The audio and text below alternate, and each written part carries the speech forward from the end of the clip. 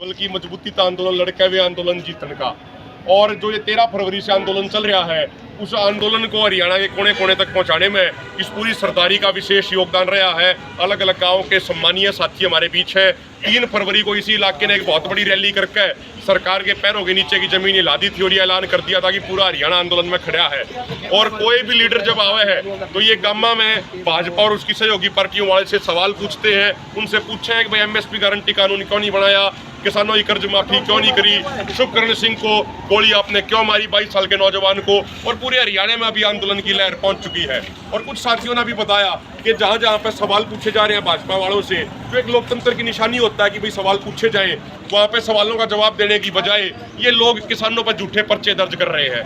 हम इनसे एक बात कहना चाह रहे हैं कि ये हमारा लोकतांत्रिक अधिकार है सवाल पूछना। अगर आप सवाल पूछना भी बंद करना चाहते हो तो फिर भारत को लोकतंत्र कहना बंद कर दो, फिर भारत को तानाशाह आप घोषित कर दो, जो आपके असली इरादे भी है भाजपा वालों के, आरएसएस वालों के। लेकिन हम ये बात स्पष्ट कर दें, आपका इरादा हो सकता है कि भारत को तानाशाह राष्ट्र घोषित करना, लेकिन हम जो किसान मजदूरों के 36 बिरादरी के जो नौजवान साथी हैं, जो बुजुर्ग हैं, हम भारत को तानाशाह बिल्कुल भी नहीं बनने देंगे। भारत एक लोकतांत्रिक देश है। वीर शहीदों ने कुर्बानियां दी हैं इस संविधान को बनाने के लिए, लोकतंत्र को कायम करने के लिए, मजबूत करने के लिए, और लोकतंत्र की रक्षा के लिए, किसानों के, मजदूरों के, नौजवानों के हितों की रक्षा के लिए मजबूती से आंदोलन लड़ा जाएगा। आज यहाँ पे सारे साथियों ने बैठकर चर्चा करी। 7 मई से जो पूरे हरियाणा में जो यात्रा शुरू होगी किसानों की, हिसार जिले ने आज तय कर दिया है। और आप संख्या में भी देख सको हो, ये हर गांव से एक एक हमारा मौजूद आदमी आए हुए हैं। ये साथी पूरे दल बल के साथ उस यात्रा में रहेंगे। और आज हिसार ने ये विश्वास दिलाया है कि पूरे हरियाणा में जो यात्रा चलेगी, नंबर 1 पे अपनी संख्या के हिसाब से, गांव में सभा कराने के हिसाब से हिसार जिला रहेगा। और पहले भी इन्होंने इस बात को साबित करके दिखाया है। मैं पुनः दोबारा से पूरे हिसार की जो किसान सरदारी है, इनका धन्यवाद करूँ हूँ। इनका विशेष आशीर्वाद हमारे ऊपर है, विशेष आशीर्वाद संगठन के ऊपर है। इनके आशीर्वाद, इनके सहयोग समर्थन के बिना आपा कुछ नहीं है। और इनको भी आज आपा ने विश्वास दिलाया है कि जो 13 फरवरी से मोर्चा लगा हुआ है, हो सकता है टाइम थोड़ा ज्यादा लंबा लग जाए, लेकिन जब तक मांग पूरी नहीं होगी, जब तक एमएसपी पर गारंटी कानून नहीं बनेगा, तब तक मोर्चा जारी रहेगा और पीछे नहीं हटेंगे। सरकार चाहे कितने मुकदमे और कर दे, पहला मुकदमे 4-5 कर लिए, जब 20 मुकदमे और कर दे सारे नेताओं के ऊपर, कोई फर्क नहीं पड़ेगा। शांतिपूर्ण तरीके से मोर्चा जारी रखेंगे और मोर्चा लड़े भी गए, मोर्चा जीतते भी गए। इस यात्रा के समापन पे 19 मई ने कैथल में किसानों की पूरे स्टेट लेवल की एक महारैली होगी, जिसमें हिसार से बढ़ चढ़ कर हर गाँव से बसें जाऊंगी। उसके बाद 22 मई ने इस मोर्चे के 100 दिन पूरे हो जाएंगे तो शंभू मोर्चे पे, जो दाते सिंह वाला खनौरी मोर्चा है, यहाँ पर लाखों की संख्या में किसान उस दिन पहुंच कर सरकार को दिखा देंगे कि आंदोलन कितना मजबूत है और मजबूती से जारी रहा। किसान मजदूर एकता, किसान मजदूर एकता। तो बीजेपी के उम्मीदवारों में कहने लगे, बीजेपी के लोग कहने लगे कि भाई ये कांग्रेस के लोग हैं, इन लोग हैं जो हमारा विरोध करने लग रही।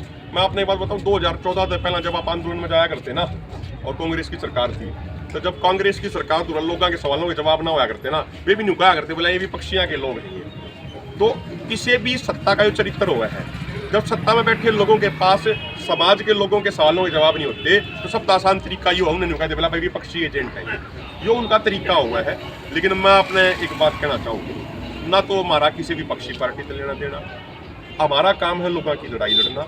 और देखो, हमने तो एक बात और भी ऐलान किया, जो विपक्ष की पार्टी भी काम में माओ ना, उनसे भी सवाल पूछो भाई आप सत्ता में आ गए तो एमएसपी गारंटी कानून आप क्यों कर बनाओगे, आप किसान की कर्ज माफी क्यों कर करोगे, सवाल उन तभी पूछे जाने चाहिए। और जब वे अगर उस चीजें लागू नहीं करेंगे, सत्ता में मान लो वे आ जाते हैं, तो विरोध मैं अपने जिम्मेदारी के साथ कहूँ, उनका भी विरोध ठीक उसी तरीके का हुआ जैसे भाजपा वालों का हो रहा है। और एक चीज और है, देखो हमने कोई किसी भाई ने विरोध नहीं किया भाजपा या उसकी सहयोगी पार्टियां का, लोग तो न्यू कह रहे हैं भाई हम सवाल पूछना चाह रहे हैं, फिर सवाल भी ना पूछने देते, जब सवाल ना पूछने देते तब मजबूरी बन जाए।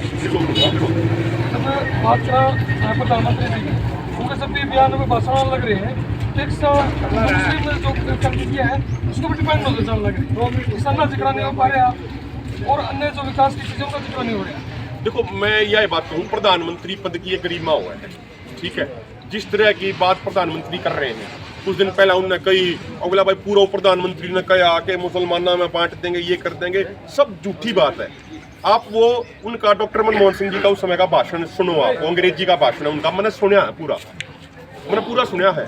उसमें उन्होंने यह बात कही है कि भाई जो किसान है कृषि का इंफ्रास्ट्रक्चर है, जो मजदूर हैं, जो हमारे SC ST के, हमारे दलित भाई हैं, हमारे जो आदिवासी भाई हैं, जो अल्पसंख्यक भाई हैं, जो अभी पिछड़े और रह गए, जो विकास की उसमें भी पूरे नहीं आए हैं, उनको आगे बढ़ाने के लिए संसाधनों का ज्यादा इस्तेमाल उनके लिए किया जाना चाहिए। यह बात कही थी उनने कोई मुसलमानों का पर्टिकुलर नाम नहीं लिया। ठीक है, हम डॉक्टर मनमोहन सिंह की जो पॉलिसीज थी वर्ल्ड बैंक WTO की, उनसे हम पक्ष में नहीं थे, लेकिन मैं एक बात कहना चाहूँ, देखो कि भी ये प्रधानमंत्री बन के हो सके, इनके बाद आगे भी कोई ना कोई तो बनेगा ना, तो प्रधानमंत्री ने ऐसी बातें नहीं कहनी चाहिए। उस पद का एक सम्मान होता है, उस पद का एक गरिमा हो है कि कोई झूठी बात हो।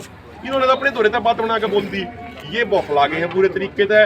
किसानों के मुद्दे पर, नौजवानों के मुद्दे पर इन दौरा कोई जवाब नहीं है, इसलिए मंगलसूत्र फलाना ढिमका हिंदू मुसलमान पता नहीं मंदिर मस्जिद के खेल जा रहे हैं, लेकिन ये इनके एजेंडे चलने वाले नहीं। अंतिम सवाल है जो फिलहाल हर व्यक्ति के मन में एक सवाल उठ रहा है, एक कौशल जो कि कोविड की बात कर रहा, एक अपने देश के अंदर बनाई गई फॉर्मूला था ब्रिटिश कंपनी का, जो कि सरकार लेके आई थी, और उस जो कंपनी है उसने मान्य है गवर्नमेंट कि भाई हमारी जो दवाई है उसका अर्थ की दिक्कत, कैंसर है, किडनी में 100 अलग फेफड़े होगा, लेकिन चीज़ों में दिक्कत आई है, लेकिन उसके साथ में सरकार ने पल्ला अपना झाड़ दिया कि वो सरकार जिम्मेदार नहीं है।